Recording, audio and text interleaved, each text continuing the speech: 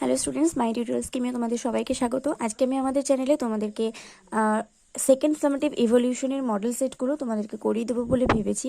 কারণ দেখো, সবার স্কুলে ফার্স্ট সামেটিভ পরীক্ষা শুরু হয়ে গেছে এবং আশা করছি সবার স্কুলে ফার্স্ট সামেটিভ পরীক্ষা হয়তো শেষও হয়ে গেছে। তো ফার্স্ট সামেটিভ পরীক্ষা নিয়ে আর মাথা ঘামিয়ে লাভ নেই, যা পরীক্ষা দিয়ে দিয়েছো তা তো দিয়ে দিয়েছো, সেটা নিয়ে আর চিন্তা করে কোনো লাভ নেই। কিন্তু সেকেন্ড সামেটিভ ইভলিউশনটা যেন ভালো হয় সেই দিকে লক্ষ্য রাখো। তো সেকেন্ড সামেটিভ ইভলিউশনটা যাতে ভালো হয় সেই জন্য আমি ঠিক করেছি আগে থেকেই আমি তোমাদেরকে সেকেন্ড সামেটিভ ইভলিউশনের যে সমস্ত স্কুলগুলো বা মডেল সেটগুলো আমাদের কোয়েশ্চেন ব্যাঞ্চে আছে সেগুলো আমি তোমাদেরকে সলভ করে দেবো। তো আজকে থেকে আমি তোমাদেরকে সেকেন্ড সামেটিভ ইভলিউশনের স্কুল সলভ করানো শুরু করলাম এবং সেকেন্ড সামেটিভ ইভলিউশনের যতগুলো স্কুল আছে ততগুলো আমি তোমাদেরকে সলভ করিয়ে দেবো। তো এটা আমাদের ক্লাস 10-এর দাফান দাঁতের গ্রামার কোয়েশ্চেন ব্যাঞ্চ এবং এটা আমি আজকে খুলে নিয়েছি। তো যারা যারা ক্লাস 10-এ পড়ো, যারা যারা নিউ 10 আছো, তারা অবশ্যই করে নিজেদের দাফান দাঁতের কোয়েশ্চেন ব্যাঞ্চের 304 পাতা খুলে নাও। 304 পাতাতে আমাদের সেকেন্ড সামেটিভ ইভলিউশনের পানিপাড়ুর মুক্তেশ্বর হাই স্কুলের যে খসড়াটা আছে, যে সেকেন্ড সামেটিভ ইভলিউশনের যে প্রশ্ন আছে সেটা আমরা আজকে সলভ করতে চলেছি। তো চলো বেশি দেরি না করে আমরা আজকে ভিডিওটা শুরু করি। কিন্তু তার আগে এখনো পর্যন্ত যারা মাই টিউটোরিয়াল স্কিমকে সাবস্ক্রাইব করোনি, অবশ্যই করে সাবস্ক্রাইব করে বেল আইকনটা প্রেস করে অল নোটিফিকেশন অন করে দাও, যাতে আমি ভিডিও আপলোড করার সাথে সাথে তোমাদের কাছে নোটিফিকেশন চলে যায়। আর যারা অলরেডি সাবস্ক্রাইব করে ফেলেছো তাদেরকে অনেক ধন্যবাদ। তো চলো এবার আমরা তাড়াতাড়ি ভিডিওটা শুরু করি। এখানে দেখো, আমাদের রিডিং কম্প্রিহেনশনে সিন দেওয়া আছে আমাদের সেই সি ফেভার নামে যে কবিতাটা আছে আমাদের টেক্সট বুকে, সেই কবিতাটা।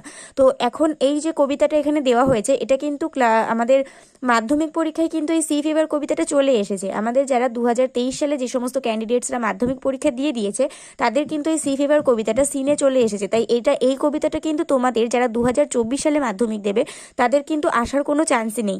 কিন্তু এটা তোমাদের সেকেন্ড সামেটিভের জন্য যেহেতু ইম্পর্টেন্ট, সেই জন্য এটা এখানে দেওয়া হয়েছে। তো তোমাদের এই কবিতাটা অতটা সিরিয়াসলি না পড়লেও চলবে মাধ্যমিকের জন্য, বাট সেকেন্ড সামেটিভের জন্য এটা তোমাদেরকে কমপ্লিট করতেই হবে। তো এখানে আমাদের যে দুটো দুটো প্যারা তুলে দেওয়া হয়েছে, এই প্যারা থেকে আমাদের এখানে বেশ কিছু কোয়েশ্চেন দেওয়া আছে, সেগুলো আমাদেরকে সলভ করতে হবে। তো এখানে দেখো আমি প্যারাটা পড়ছি। I must go down to the seas again, for the call of the running tide is a wild call and a clear call that may not be denied.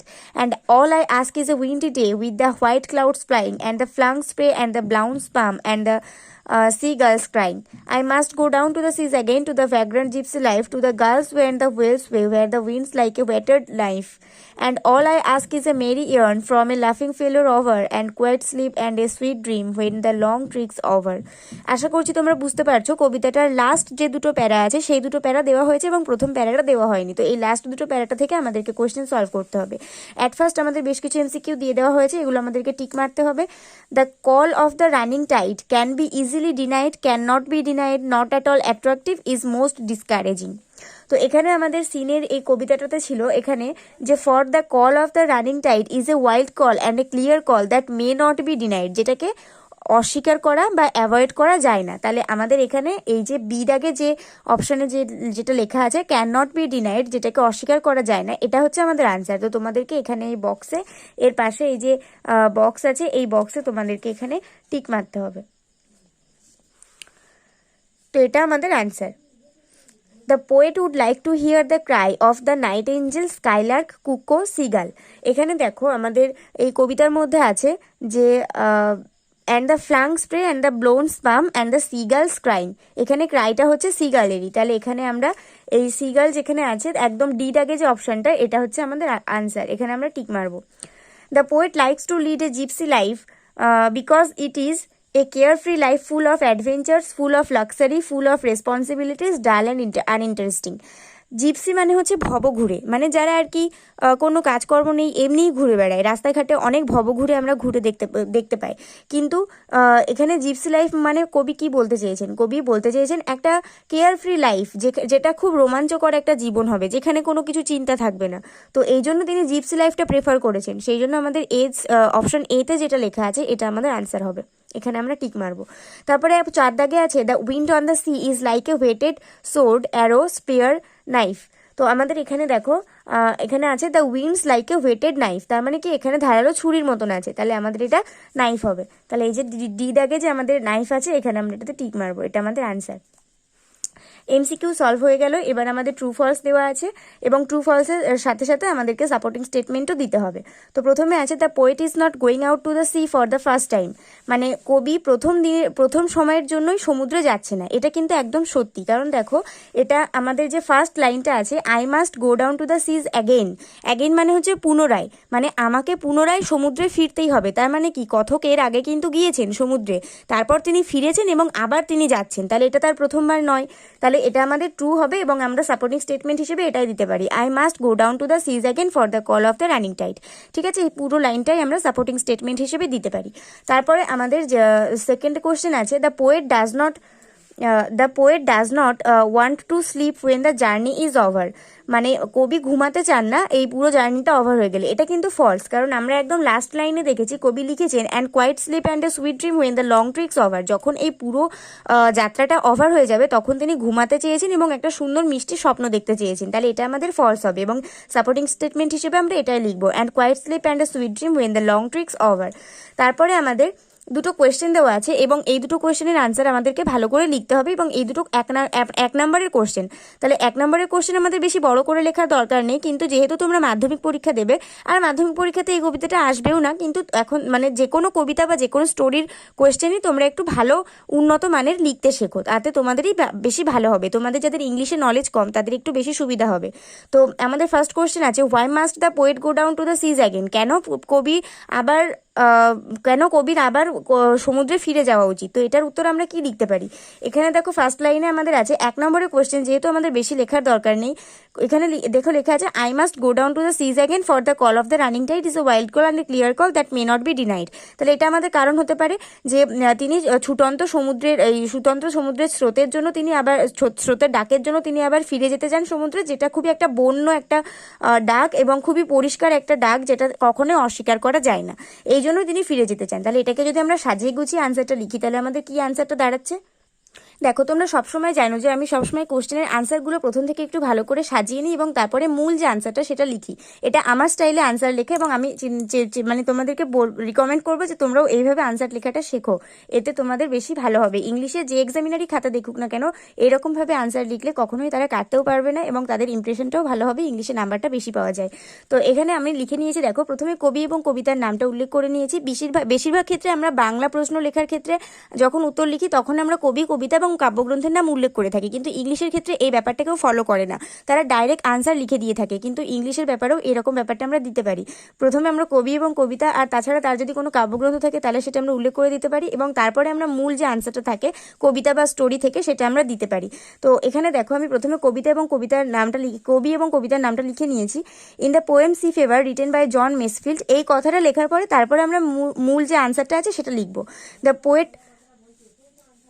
The poet must go down to the seas again for the call of the running tide, which is a wild call and it cannot be ignored. এটা হচ্ছে আমাদের পুরো ফুল আনসারটা।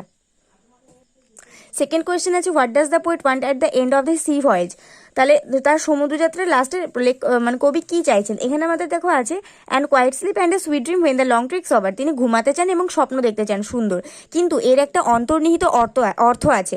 অন্তর্নিহিত অর্থটা কি, তোমরা যারা যারা সি ফেভার কবিতাটা পড়েছো এবং এর যে মূল অন্তর্নিহিত অর্থটা যারা ভালো করে মানে অনুধাবন করেছো তারা কিন্তু এটা খুব ভালো করেই জানো যে এখানে কবি কি বোঝাতে চেয়েছেন।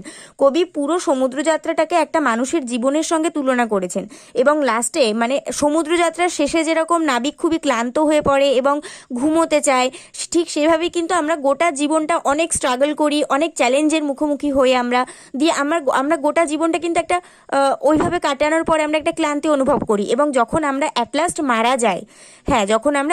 মারা যাই তখন কিন্তু আমাদের যে পরম শান্তির ঘুমটা আমরা ঘুমাই তখন কিন্তু আমাদের মানে সব চিন্তা মুক্ত হয় এবং আমরা তখনই একটা সুন্দর স্বপ্ন দেখার আমরা উপযোগী হই। তো এখানে কবি অ্যাকচুয়ালি বলতে চেয়েছেন একটা মানব জীবনের সঙ্গে সি ভয়েজকে তুলনা করেছেন এবং তা মানে এই যে মানব জীবনের শেষে মানে যে পরলোকে গমন করার পরে যখন আমরা একটা শান্তির ঘুম ঘুমাই সেইটার কথাই এখানে কবি উল্লেখ করেছেন, সেটাকে সি ভয়েজের মাধ্যমে তিনি এখানে ব্যক্ত করতে চেয়েছেন। তাহলে এখানে আমরা যদি আনসারটা ভালো করে সাজিয়ে লিখি, এই আনসারটা একটু বড় হয়ে যাবে কিন্তু তাতে কোনো অসুবিধা নেই। দেখো আমি কিভাবে সাজিয়েছি, এক্ষেত্রে কিন্তু আমি আর কবি আর কবিতার নাম উল্লেখ করিনি, কিন্তু তোমরা যখন আনসারটা লিখবে তার আগে in the poem sea fever written by John Masefield কথাটা লিখে নেবে, তারপরে কমা দিয়ে মূল আনসারটা এখান থেকে তোমরা শুরু করতে পারো। The poet wants to sleep and watch A sweet dream at the end of the sea voice. এখানে আমি লিখেছি যে কবি ঘুমাতে চান এবং একটা খুব সুন্দর মিষ্টি স্বপ্ন দেখতে চান তার সমুদ্রযাত্রার শেষে। Actually the poet has compared a sea voyage to a man's life which is full of struggle and challenges and a positive culmination of that life which means a peaceful afterlife and eternal rest, যেখানে আমাদের আত্মার পরম শান্তি এবং পরম যে বিশ্রামটা সেটা এখানে উনি বোঝাতে চেয়েছেন, এবং একজন মানব জীবনের সঙ্গে তিনি এটাকে এই সমুদ্রযাত্রাটাকে তুলনা করেছেন। এটা হচ্ছে আমাদের ফুল অ্যান্সারটা। তারপরে 2 দাগে দেখো আমাদের রিডিং কম্প্রিহেনশন আনসিন আছে। আনসিনে আমাদের বেশ কিছু দেওয়া হয়নি, আমাদের আনসিনে একটা নিউজ পেপার রিপোর্ট দেওয়া হয়েছে এবং খুবই সহজ একটা রিপোর্ট। আমি পড়ে তোমাদেরকে মানে বলে দিচ্ছি, তারপর এখান থেকে যে সমস্ত কোয়েশ্চেনগুলো দেওয়া হয়েছে সেগুলোকে আমরা সলভ করব। এটা রায়গঞ্জ অক্টোবর 9 অক্টোবর রায়গঞ্জের ঘটনা। এখানে বলা হয়েছে যে yesterday গতকাল over 500 residents who had held Lakshmi Puja at their home on October 5 brought the idols to the Hatkhola ground in Barduari to participate in the exhibition and the competition.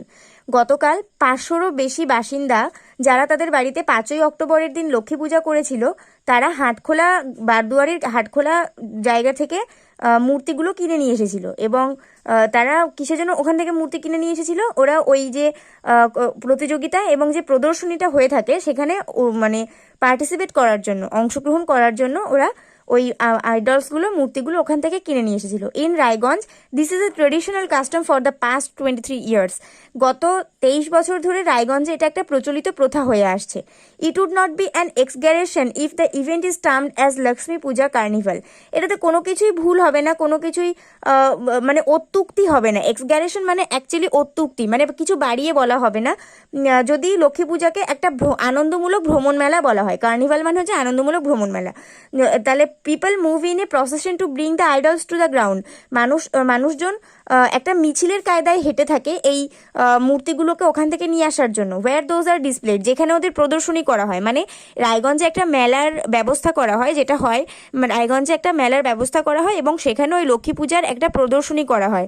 তো সেখানে ওই লক্ষ্মী ঠাকুরগুলোকে নিয়ে যাওয়া হয়, লক্ষ্মীর যে মূর্তিগুলোকে সেগুলোকে নিয়ে যাওয়া হয়। A fair is also organised on the occasion. এই অনুষ্ঠানে কিন্তু একটা মেলা আয়োজন করা হয়। আর্লিয়ার এর পূর্বে only local people use to participate in the event, মানে শুধুমাত্র আঞ্চলিক যে সমস্ত লোকজন ছিল তারাই শুধুমাত্র এই ইভেন্টে যোগদান করতো। But for the past 5 years, কিন্তু গত কয়েক বছর ধরে people from other areas of north Dinajpur district, উত্তর দিনাজপুর জেলার আরও অন্যান্য এলাকার মানুষরাও also bring the Lakshmi idols, এরাও আর কি লক্ষ্মীর মূর্তিগুলো নিয়ে আসছে। Said Nabakumar Saha and organizer of the event. এই অনুষ্ঠানের একজন উদ্যোক্তা নবকুমার সাহা এই স্পিচটা এতক্ষণ ধরে দিলেন। A committee formed by the residents of Bardwari is the organiser of the carnival. মানে এখানে বাসিন্দারা যারা আর কি বারদুয়ারিতে থাকে তাদের দ্বারাই গঠিত হওয়া একটা কমিটি বা সভা, তারাই কিন্তু এই আনন্দমূলক ভ্রমণ মেলাটার অর্গানাইজার বা উদ্যোক্তা। It is indeed a unique practice, এটা অবশ্যই একটা খুব অদ্বিতীয়, মানে একটা অদ্বিতীয় অনুশীলন। A visit to Bardwari during the fair and competition is a great experience. বারদুয়ারির এই যে মেলা এবং যে প্রতিযোগিতাটা, এটাতে কিন্তু যাওয়াটা এবং এটাকে ভিজিট করাটা একটা খুব মহান অভিজ্ঞতা। Every year the competition is held on the Sunday. প্রতি বছরই এই প্রতিযোগিতাটা রবিবার দিন হয়ে থাকে, দ্যাট ফলস আফটার লক্ষ্মী পূজা, যেটা লক্ষ্মী পুজোর পরে যে রবিবারটা পড়ে, মানে একদম লক্ষ্মী পুজোর পরে যে রবিবারটা পড়ে থাকে সেইটাতেই এই প্রতিযোগিতাটা অনুষ্ঠিত হয়ে থাকে। The fair starts in the evening and after the selection of the best idols, মানে যখন মেলাটা সন্ধ্যা থেকে মানে শুরু করা হয় এবং যখন একদম সেরা মূর্তিগুলোকে বাছাই করে নেওয়া হয়, they are taken from the ground for immersion, তখনই তাদেরকে প্রদর্শনীর জন্য বের করে নিয়ে চলে যাওয়া হয়। The families then take out a procession and head for different rivers and streams to immerse the idols. তখন কিন্তু পরিবারগুলো ওই মূর্তিগুলোকে নিয়ে চলে আসে, বের করে, এবং অন্যান্য বিভিন্ন নদী এবং ছোট ছোট নদী এবং ঝর্ণার কাছে নিয়ে যাওয়া হয় ওই মূর্তিগুলোকে তাদেরকে মগ্ন করার জন্য। A crowd greets them along the route. রাস্তার মধ্যে যতজন আছে তারা সবাই কিন্তু মূর্তিগুলোকে অভ্যর্থনা জানায়। অ্যান অর্গানাইজার সেইড, এটা একজন উদ্যোক্তা বলেছে। আর এটা আমাদের নেওয়া হয়েছে adapted from the Telegraph, published on 10th October 2017। 2017 সালের 10ই অক্টোবরে দ্য টেলিগ্রাফ পত্রিকা থেকে আমাদের এই নিউজ পেপার রিপোর্টটা নেওয়া হয়েছে। তাহলে এবার আমরা এখান থেকে যে সমস্ত এমসিকিউগুলো দেওয়া আছে সেগুলোকে সলভ করব। Every year the people of Raiganj bring their Lakshmi idols to the Hatkola ground for sale, fair, immersion, puja. Hatkhola ground থেকে ওই লক্ষ্মী মূর্তিগুলোকে কিসের জন্য নিয়ে যাওয়া হয়? এখানে দেখো আছে যে ফ্রম দ্য গ্রাউন্ড ফর ইমার্শনের জন্যই কিন্তু নিয়ে যাওয়া হয়। তাহলে এই ইমার্শনটাই হচ্ছে আমাদের আনসার। তাহলে আমরা এখানে টিক মারবো। The number of families who took part in the Lakshmi Idol competition this year were more than 300, 400, more than 500, 600। আমরা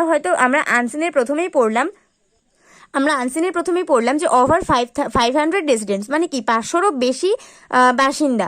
তাহলে এখানে আমাদের 500-র বেশি হচ্ছে মোর দ্যান 500। তাহলে এখানে আমাদের সি দাগে যেটা আছে মোর দ্যান 500, এটা হচ্ছে আমাদের আনসার। তাহলে আমরা এখানে টিক মারবো। আর এর আগের বক্সটা আমি ভুল করে এখানে টিক মেরে ফেলেছি। ইমার্শনের বক্স অ্যাকচুয়ালি এইটা, তো আমাদের এখানে টিক মারতে হবে। ঠিক আছে, ইমার্শন হচ্ছে আমাদের আনসার, এখানে টিক মারতে হবে। আর মোর দ্যান 500 এটা আনসার, এটা আমাদের এখানে টিক মারতে হবে। People of Raiganj had started the Lakshmi Puja carnival 20 years ago, 23 years ago, 10 years ago, 25 years ago। এটা আমরা একটু আগেই পড়লাম যে গত 23 বছর ধরে এই রায়গঞ্জে এটা প্রচলিত প্রথা। তাহলে এটা আমাদের এই 23 বছর আগের আনসারটাই হবে। This year Raiganj held exhibition and competition of Lakshmi idols on 8th October, 9th October, 10th October, 6th October। এটা হয়তো তোমরা অনেকেই বলবে ভুল আছে, কারণ এখানে 5th Octoberটা কোথাও, 5th October কিন্তু কোথাও নেই, যেহেতু 5th October-এ লক্ষ্মী পূজাটা হয়েছিল। কিন্তু একটা কথা ভালো করে ভেবে দেখো, এখানে আমাদের কোশ্চেনটা কি দেওয়া আছে?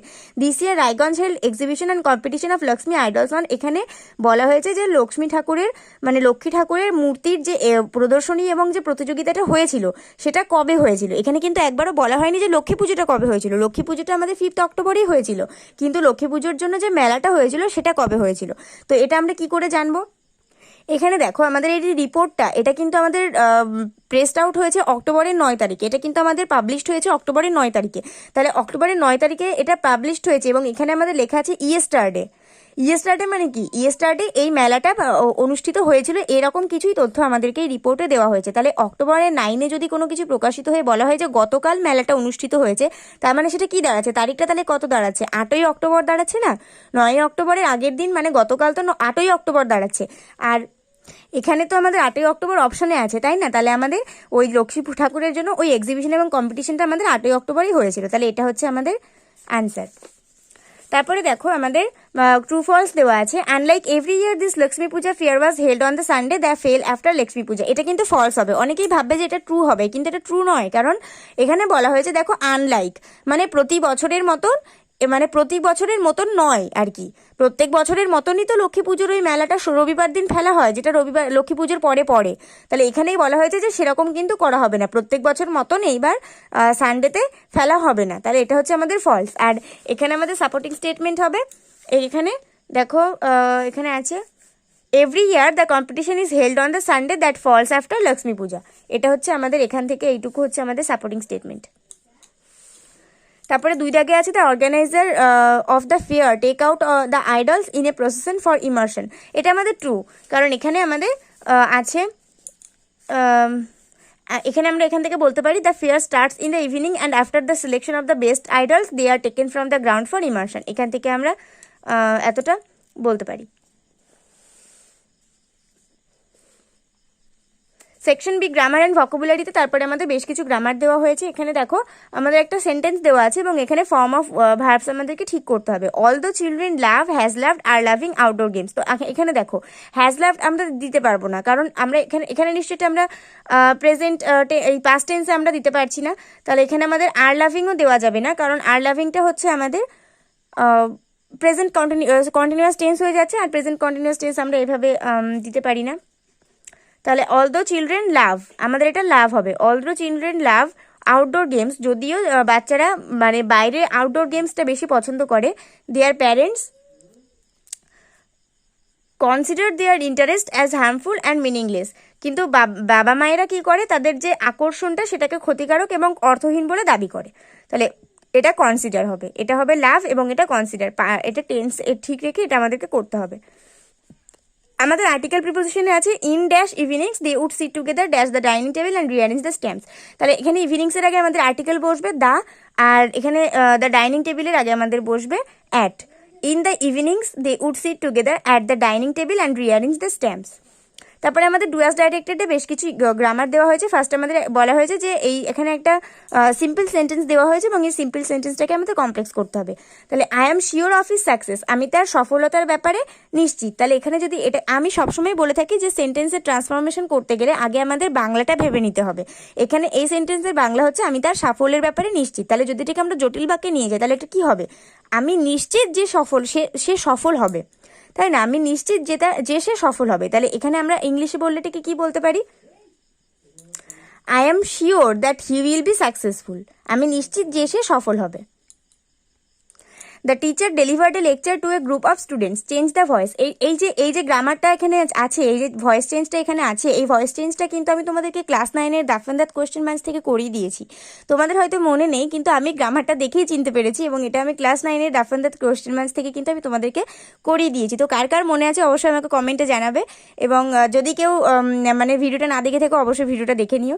তো যাই হোক, এখানে আমাদের এই ভয়েস চেঞ্জটার আনসারটা আমি অনেকদিন আগেই তোমাদেরকে বলে দিয়েছি, এখানে আরেকবার আমি বলে দিচ্ছি। এটাকে আমরা দুভাবে করতে পারি। দুভাবে আমরা কিভাবে করতে পারি দেখো। প্রথম হচ্ছে আমরা এটাকে এই লেকচারটাকে যদি আমরা অবজেক্ট দিয়ে করি তাহলে আমরা একরকম ভাবে করতে পারি, আবার যদি এই গ্রুপ অফ স্টুডেন্টসটাকে আমরা অবজেক্ট ধরে করি তাহলে এটাকে আমরা আরেক রকম ভাবে করতে পারি। তো প্রথমে আমি তোমাদেরকে এই গ্রুপ অফ স্টুডেন্টস অবজেক্ট ধরে দেখাই, তারপরে এই লেকচার ধরে দেখাবো। আমরা যদি এই গ্রুপ অফ স্টুডেন্টসকে অবজেক্ট ধরি তাহলে আমাদের অবজেক্টের সাথে অক্সিলারি হিসেবে একটা কিছু নিয়ে আসতে হবে। তাহলে এটা আমাদের পাস্ট টেন্সে আছে, তাহলে এটা আমাদের এটা আমাদের প্লুরালে আছে, তাহলে পাস্ট টেন্সে আমরা ওয়াজ নিয়ে আসতে পারবো না, আমাদেরকে ওয়্যার নিয়ে আসতে হবে। আর ভার্ব হিসেবে আমাদের ডেলিভার্ড ছিল, তাই ওয়্যারের সাথে আমাদের ডেলিভার্ড বসে গেছে। তারপরে আমাদের এই লেকচারটা আদার্স ছিল এক্ষেত্রে, তাহলে এখানে এই লেকচারটা আমরা ভার্বের পরে ইউজ করেছি, তারপরে বাই বসিয়েছি এবং সাবজেক্ট ছিল দ্য টিচার, সেটাকে আমরা অবজেক্টে নিয়ে চলে এসেছি। তাহলে এই গ্রুপ অফ স্টুডেন্টসকে অবজেক্ট ধরলে আমাদের ভয়েস চেঞ্জটা দাঁড়াচ্ছে এই group of students were delivered a lecture by the teacher. এটা কিন্তু খুব সুন্দর একটা গ্রামার এবং এটা করলেই আমার মনে হয় বেশি ভালো হবে, কারণ তোমরা যদি এই লেকচার ধরে করো তাহলে তোমাদের এই গ্রুপ অফ স্টুডেন্টসের আগে একটা টু বসাতে হবে, আদার্সের আগে কিন্তু তোমাদের একটা টু বসাতে হবে, আর যেটা ম্যাক্সিমাম ছেলে মেয়ে ভুলে যায়। আর এই টুটা বসাতে যদি তোমরা ভুলে যাও তাহলে পুরো ভয়েস চেঞ্জটাই কিন্তু পুরো ভুল, যে এক্সামিনারই খাতা দেখবেন সে কিন্তু কেটে দেবে। তাহলে এখানে আমার মনে হয় এই ওপরের এই গ্রুপ অফ স্টুডেন্টস ধরে অবজেক্ট ধরে এই ভয়েস চেঞ্জটা করা উচিত। এটা খুব সুন্দর একটা গ্রামার। আর যদি তোমাদের মনে হয় যে না টু লিখতে ভুলবে না, তাহলে তোমরা এই লেকচার ধরে করতে পারো। এই লেকচার যেহেতু আমাদের প্লুরালে নেই তাহলে আমরা পাস্ট টেন্স হিসেবে ওয়াজ বসাতেই পারি। এই লেকচার ওয়াজ ডেলিভার্ড, যে আদার্সের আগে আমাদের একটা টু বসাতে হবে, এই group of students by the teacher. ঠিক আছে, তো আমি এখানে দুটোই তোমাদেরকে করে দেখিয়ে দিয়েছি, তোমাদের যেটা ভালো মনে হবে তোমরা সেটাই করবে। তারপরে আমাদের একটা ভয়েস ন্যারেশন চেঞ্জ আছে। Aditya said to Anirban let us go to Biswajit's house. Aditya অনির্বাণকে বললো যে চলো বিশ্বজিতের বাড়িতে যাওয়া যাক। তাহলে এক্ষেত্রে আমরা সবাই জানি যে এই ধরনের সেন্টেন্সগুলো ন্যারেশন চেঞ্জ করতে গেলে সেইড টুর জায়গায় প্রপোজড, উইশড, রিকোয়েস্টেড এইসবগুলো বেশি বসে। তো এখানে দেখো প্রপোজ করেছে বিশ্বজিতের বাড়ি যাওয়ার জন্য, তো আমরা এখানে সেইড টুর জায়গায় প্রপোজড বসাবো। আর লেটাস যেহেতু আছে তাহলে লেটাসের জায়গায় আমাদের এখানে দে শুড বসাতে হবে। যেহেতু আদিত্য অনির্বাণ দুজন আছে তাহলে দে শুড আস আছে এখানে, তাহলে আমাদের এখানে দে শুড বসাতে হবে। তারপরে আমাদের কিছু চেঞ্জ হবে না, গো টু বিশ্বজিৎ হাউসটা এরকমই থাকবে। তাহলে আমাদের এই সেন্টেন্সটা কি দাঁড়াচ্ছে? Aditya proposed Anirban that they should go to Biswajit house. এটা হচ্ছে আমাদের ন্যারেশন চেঞ্জ। আমাদের এখানে দেখো আনসিনে দুটো কোয়েশ্চেন ছিল, এই কোয়েশ্চেন দুটো আমি জাস্ট ক্রস করে চলে এসেছি তোমাদের গ্রামার অ্যান্ড ভোকাবুলারিতে। তো গ্রামার অ্যান্ড ভোকাবুলারি করাতে করাতে আমি এবার লক্ষ্য করলাম যে আমাদের এখানে দুটো কোয়েশ্চেন ছিল এবং সেটা আমি করাইনি, সেই জন্য আমি আবার আনসিনে ফিরে চলে আসলাম। তো এর জন্য সরি, আমি তোমাদেরকে এখন আবার করিয়ে দিচ্ছি। সিদাকে দেখো আমাদের দুটো কোয়েশ্চেন আছে। On which day is Lakshmi Puja carnival held? কোন দিনে লক্ষ্মী পুজো যে আনন্দমূলক ভ্রমণটা সেটা হয়ে থাকে? এখানে আমরা দেখলাম যে লক্ষ্মী পুজোর যে কার্নিভালটা হয়েছে সেটা আমাদের হয়েছে 5th অক্টোবর নয়, আমরা যেটা একটু আগে রিভিল করলাম যে আমাদের 8 অক্টোবরে আমাদের এটা হয়েছে। তাহলে আমরা এই কোয়েশ্চেনটার আনসারটা কিভাবে লিখতে পারি দেখো। On October 8 Lakshmi Puja carnival is held, এটা হচ্ছে আমাদের আনসার। সেকেন্ড কোয়েশ্চেন আছে who are the participants in the exhibition and competition of Lakshmi idols at presents.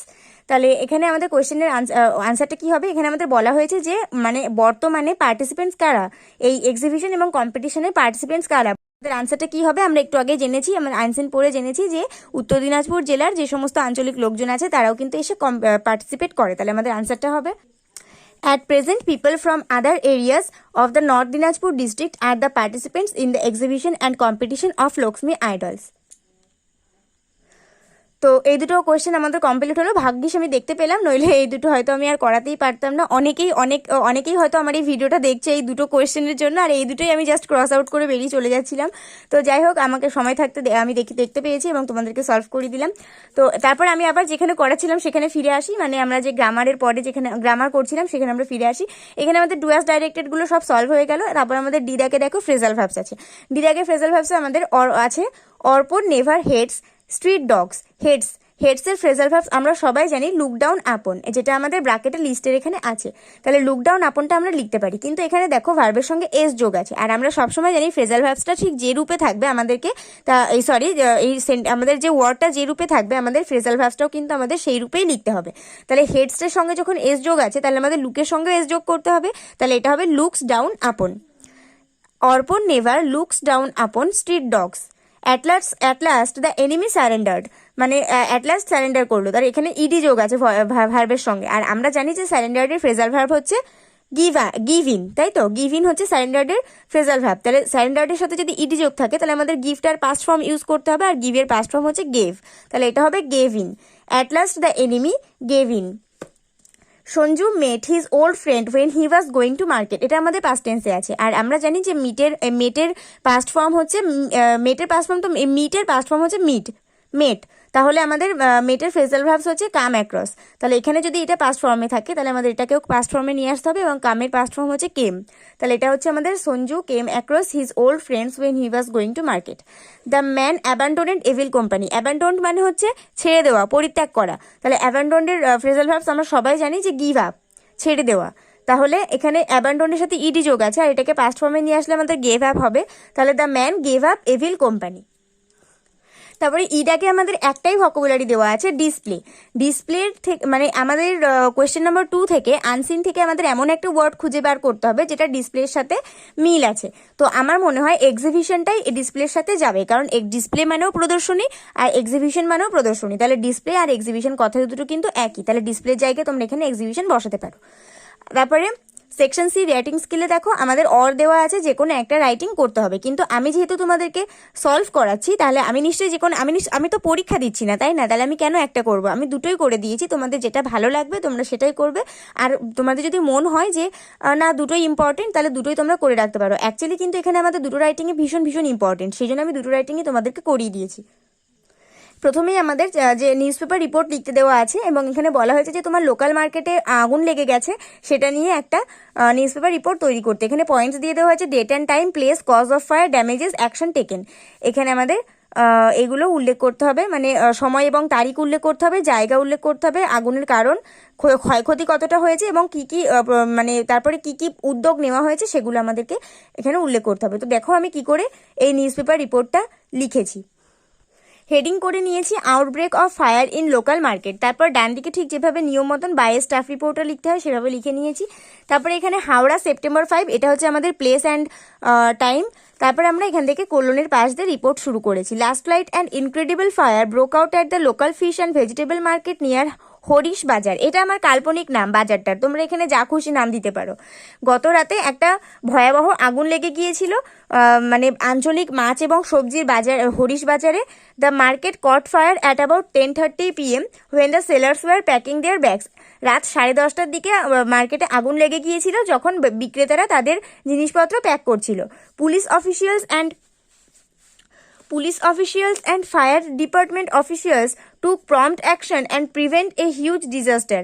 মানে যারা পুলিশ আছে এবং যারা আর কি ফায়ার ডিপার্টমেন্ট আছে, ফায়ার নেভানোর মানে ফায়ার এক্সটিংগুইশ ডিপার্টমেন্ট যারা আছে তারা খুবই দ্রুত অ্যাকশন নিয়েছে এবং এই বড় ধরনের একটা বিপর্যয় হওয়া থেকে তারা বাঁচিয়েছে। They suspected electrical short circuit as the reason of fire. তারা সন্দেহ করেছে যে একটা বৈদ্যুতিক একটা শর্ট সার্কিট হয়ে গেছে এবং সেখান থেকে আগুনটা লেগেছে। সাম শপস ফায়ার পোর্শিয়ালি ড্যামেজড। কিছু কিছু দোকান খুবই বাজেভাবে পুড়ে গেছে এবং ক্ষতি হয়েছে তাদের খুব। The local leaders have promised to provide financial help to the affected shopkeepers. যে সমস্ত আঞ্চলিক নেতারা আছে তারা কথা দিয়েছে যে যে সমস্ত দোকানদারদের অনেকটাই ক্ষতি হয়েছে তাদেরকে আর্থিক দিক থেকে সাহায্য করবে। A high level investigation into the incident has been ordered by the local MLA.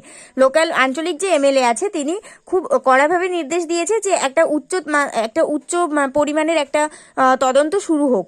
Since the intensity of fire was less, মানে যখন থেকে এই ঘটনার একটা যে প্রভাব একটা ছড়িয়েছে, no casualties were reported apart from some minor injuries caused to the shopkeepers.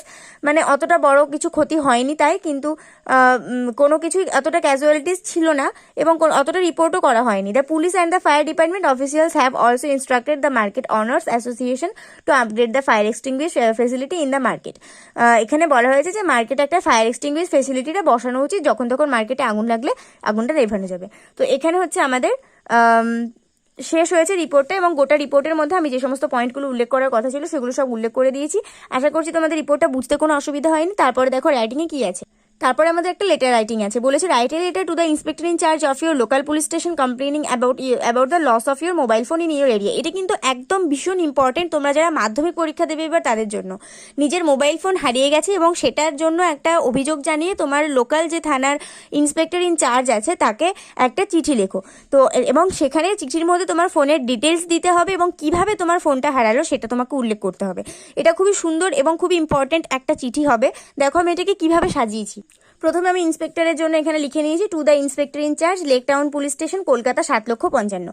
এখানে আমি কিন্তু লেক টাউন পুলিশ স্টেশন দিয়েছি, তোমরা তোমাদের অঞ্চলের পুলিশ স্টেশন দিতে পারো। এখানে আমি সাবজেক্ট লিখে নিয়েছি লস অফ মোবাইল ফোন। তারপরে রেসপেক্টেড স্যার, এখানে আমি নিজের নাম ইউজ করেছি, তোমরা তোমাদের নাম ইউজ করবে। I, Tamasha Karmakar, want to inform you that yesterday my mobile phone has been stolen. It was a brand new Samsung Galaxy J2. The IMEI number of the phone is J200109126. এখানে আমি বলেছি যে আমি তমসা কর্মকার, আমি আপনাকে জানাতে চাইছি যে গতকাল আমার ফোন চুরি হয়ে গেছে। এটা একদম নতুন স্যামসাং গ্যালাক্সি J2 মোবাইল ছিল। এখানে আমি কোম্পানির নাম দিতেই পারি, কারণ চিঠি লিখতে গেলে তোমাকে তোমার মোবাইলের ব্র্যান্ড কিন্তু উল্লেখ করতেই হবে। তুমি এখানে স্যামসাং, ভিভো যা খুশি তুমি দিতে পারো, কিন্তু একটা কোম্পানির মোবাইলের নাম তোমাকে দিতেই হবে, ঠিক আছে? তো এখানে আর মোবাইলের IMEI নাম্বারটা কিন্তু অবশ্যই দিতে হবে, মডেল নাম্বার অথবা IMEI নাম্বার তোমাদেরকে এখানে দিতেই হবে। কারণ তুমি যখন কোনো মোবাইল চুরি যাওয়ার জন্য চিঠি লিখবে তখন মোবাইলের মডেল নাম্বারটা ইজ ভেরি ভেরি এসেনশিয়াল। তো সেই জন্য তোমাদেরকে J200109126 এটা আমি একটা কাল্পনিক নাম্বার বসিয়েছি, যেহেতু ফোনের মডেল নাম্বারগুলো এরকমই হয়ে থাকে। তো আমার স্ক্রিন টাচ মোবাইলের নাম্বার এটা নয়, কিন্তু আমি এটা কাল্পনিকভাবে দিয়েছি যে এটা হয়ে থাকে এরকমই। তো তোমরা একটা কাল্পনিক নাম্বার বসিয়ে দেবে, জাস্ট ফার্স্টে এরকম, যেহেতু আমাদের J2 সেই জন্য আমি ফার্স্টে এরকম J2 দিয়ে আমি এখানে আমাদের মডেল নাম্বারটা শুরু করেছি। তো তোমরাও এরকমভাবে শুরু করবে। তারপরে প্যারা চেঞ্জ করে yesterday around 4:30 in the afternoon I was walking back home from college. গতকাল 4:30 দিকে বিকেলের 4:30 সময় বিকেলের দিকে আমি হেঁটে আমার কলেজ থেকে বাড়ি ফিরে আসছিলাম। as I was crossing the lake, যখন আমি as I was crossing the lake town swimming pool, যখন আমি lake town swimming pool cross করছিলাম, suddenly two boys riding on a motorbike approached and snatched the phone. হঠাৎ করে দুজন মানে ছেলে আসলো বাইকে চড়ে এবং আমার কাছ থেকে ফোনটা ছিনিয়ে নিয়ে চলে গেল। ফ্রম মাই হ্যান্ড, আমার হাত থেকে ছিনিয়ে নিয়ে চলে গেল। Since the area adjacent to the swimming pool is a bit desolate. যে জায়গাটাতে এই জায়গাটা ঘটেছে, মানে এই ঘটনাটা ঘটেছে, ওই জায়গাটা কিন্তু বেশি একদম নির্জন। no one was there to help me. আমাকে সাহায্য করার জন্য তখন কেউ ছিল না। they were wearing helmets and I could not see their faces. তারা হেলমেট পরেছিল এবং আমি তাদের মুখটাও দেখতে পাইনি যে আমার মোবাইলটা কারা চুরি করলো। However, I have lodged on FIR and তোমরা যদি মনে করো এখানে আরেকটা সেন্টেন্স অ্যাড করবে, তাহলে আমি তোমাদেরকে একটা ভালো পয়েন্ট বলে দিয়েছি যে তাড়াহুড়োর মধ্যে আমি তাদের গাড়ির নাম্বারটাও নোট করতে ভুলে গেছি, ঠিক আছে? In a hurry I forgot to note their bike number, ঠিক আছে? এখানে আমরা এটা তোমরা লিখে নেবে। However, I have lodged on FIR and request you to look into the matter. Kindly take the necessary action to recover my lost mobile phone. এটা আমরা যেটা দিয়ে থাকি, যদিও আমি আমার লোকাল থানায় একটা FIR দায়ের করেছি, তবুও আমি আপনাকে এই ব্যাপারটা একটু খতিয়ে দেখার জন্য রিকোয়েস্ট করছি। প্লিজ নেসেসারি অ্যাকশনটা নিন এবং আমার মোবাইল ফোনটা রিকভার করার ব্যবস্থা করুন। তারপরে ইয়োর সিনসিয়ারলি তমসা কর্মকার, এখানে আমি আমার নাম দিয়েছি, তোমরা তোমাদের নাম দেবে। এবার দেখো এখানে আমার জায়গা ছিল না, সেই জন্য আমি আমার ঠিকানাটা লিখতে পারিনি, বাট আমি পরের পেজে লিখে দিয়েছি। 221 ব্লক সি, লেক টাউন, কলকাতা 7,55,000। আর এখানে আমি একটা খুব মানে সম্প্রতির একটা ডেট দিয়েছি। সবসময় মনে রাখবে যে ডেটটা তুমি দেবে, আর মানে যে ঘটনাটা তুমি লিখছো সেই ঘটনাটার 1 সপ্তাহ আগের যেন ডেট হয়। তো এখানে আমি 28শে মার্চ 2023 সালের ডেট দিয়েছি। ঠিক আছে, তো এখানে এই যে হচ্ছে আমাদের চিঠিটা এখানেই শেষ হচ্ছে, আর চিঠিটার সাথে সাথে আমাদের ভিডিওটাও এখানেই শেষ হচ্ছে। তো স্টুডেন্টস, আজকে আমি তোমাদেরকে সেকেন্ড সামাটিভ ইভলিউশনের প্রথম যে স্কুলটা আছে পানিপারুল মুক্তেশ্বর হাই স্কুলের যে সমস্ত কোয়েশ্চেনগুলো ছিল এবং এই স্কুলের যে সমস্ত কোয়েশ্চেনগুলো ছিল সেগুলো আমি সব তোমাদেরকে সলভ করিয়ে দিলাম। আশা করছি রাইটিং দুটো তোমাদের ভালো লেগেছে, কোথাও বুঝতে কোনো অসুবিধা হয়নি। ভিডিওটা ভালো লাগলে অবশ্যই একটা করে লাইক করে দেবে, বন্ধুদের সঙ্গে অনেক অনেক শেয়ার করে দাও যাতে তাদেরও এটা বুঝতে কোনো অসুবিধা না হয়। আর অবশ্যই করে ভালো করে মন দিয়ে পড়াশোনা করো, ভালো করে এটা প্র্যাকটিস করে নিও। পরের ভিডিওতে আবার তোমাদের সঙ্গে নতুন কিছু শেয়ার করতে নিয়ে চলে আসবো। ততক্ষণ পর্যন্ত সবাই ভালো থাকো, সুস্থ থাকো, পরের ভিডিওতে দেখা হবে।